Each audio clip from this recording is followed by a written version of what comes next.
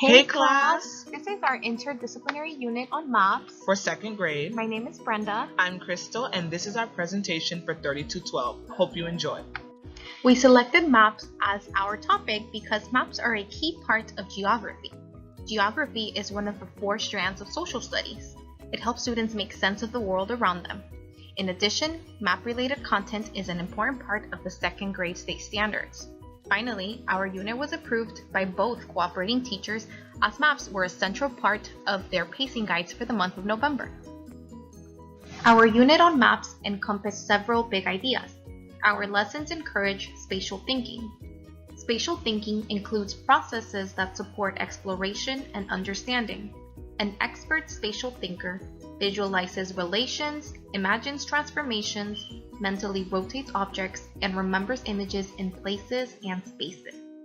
A unit on maps also deepens and gives students a more complete understanding of history.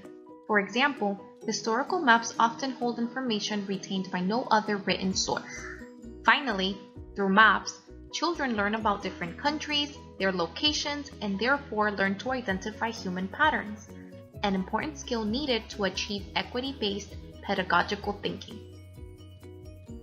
Displayed here are our KWL charts. On the left is Crystal's, and on the right Brenda's. Through the completion of these charts, we had the chance to see that the students had a strong knowledge of maps. Under the No category, they stated that maps are used for traveling. Then, under Why, they stated they wanted to learn about the distance between Florida and other states. After the completion of our unit, the students had a lot to input. They learned to use the acronym Never Eat Soggy Waffles to remember the cardinal directions.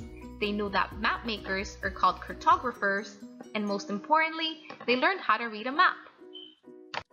We created our curriculum web off of our KWL chart so it would detail what we needed to base our unit on, so it would cover all the areas our students wanted to learn and have additional information on. Areas included cardinal directions, types of maps, compass rose, how to use one and its key features, and directions and locations, to name a few. Our unit on maps was organized in a strategic, sequential manner. We began with a broad introduction to maps, followed by a lesson on cardinal directions and the compass rose. Each lesson built upon each other. A lesson on symbols was the prerequisite for a lesson on map legends. This allowed for smoother transitions and more meaningful learning. Synopsis of each lesson. Before you are 5 of our 10 lessons. Never Eat Soggy Waffles introduced students to the compass rose and the cardinal directions. Post-it symbols allowed students to create their own symbols for a real Florida map. The legend is key, and toss and talk ball allowed for students to create a map legend of the previous lesson on post-it symbols. Then 4 was about treasure maps. Students were given the ability to create a map using art materials. The State of Music allowed for children to use drums to create a melody to a song about the 50 states and their capitals. In Remember Your Capitals, students used a blank political map to pinpoint the location of each capital. Our 7th lesson, Let's Get Physical, introduced students to physical maps. After being introduced to the 2 types of maps in previous lessons, the Wild About Maps lesson required students to distinguish between political and physical maps. Lesson 9, Floridian Meteorologist, incorporated science as students were asked to research weather patterns and present a report on their findings. Finally, in We Are Indiana Jones, the students portrayed the character Indiana Jones as they followed a map and solved riddles to find their group's golden idol. Our culminating activity will be a class party complete with a fun, interactive game in which students will be split into groups of 5 to 7. Each will be given a map, and they then have to locate a treasure box that is hidden in the classroom using the skills and knowledge they acquired from the teachings. Whichever group or groups finds it must give it to the teachers, who will then open it and allow for students to pick an item inside. Finally, we will celebrate by eating, drinking, and having a great time at our party.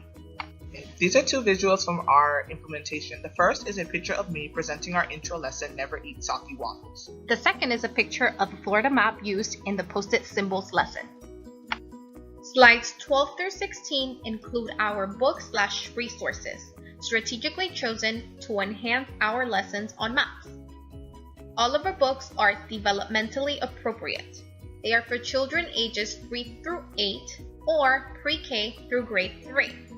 Thus, they are perfect for any early childhood education classroom. Many of the books feature a young child as the central protagonist who is eager to learn, use, and travel, all with the aid of maps. Many of our books are nonfiction informational titles, such as the United States Atlas by National Geographic Kids. However, we made sure to also include more relatable fiction titles like Mapping Penny's World by Lorene Leedy and Follow That Map by Scott Ritchie. The internet resources are mainly apps that allow young users to play a variety of games that enhance their geographical knowledge and skills. All of our internet resources are educational, interactive, but most importantly, they are free. Last but not least is our list of vocabulary words. All of our vocabulary words are based on terms covered throughout our unit. We chose capital, cardinal directions, cartographers, compass rose, map, globe, legend, physical map, political map, and symbol. All the words include kid-friendly definitions. Thank you for watching! These are our references.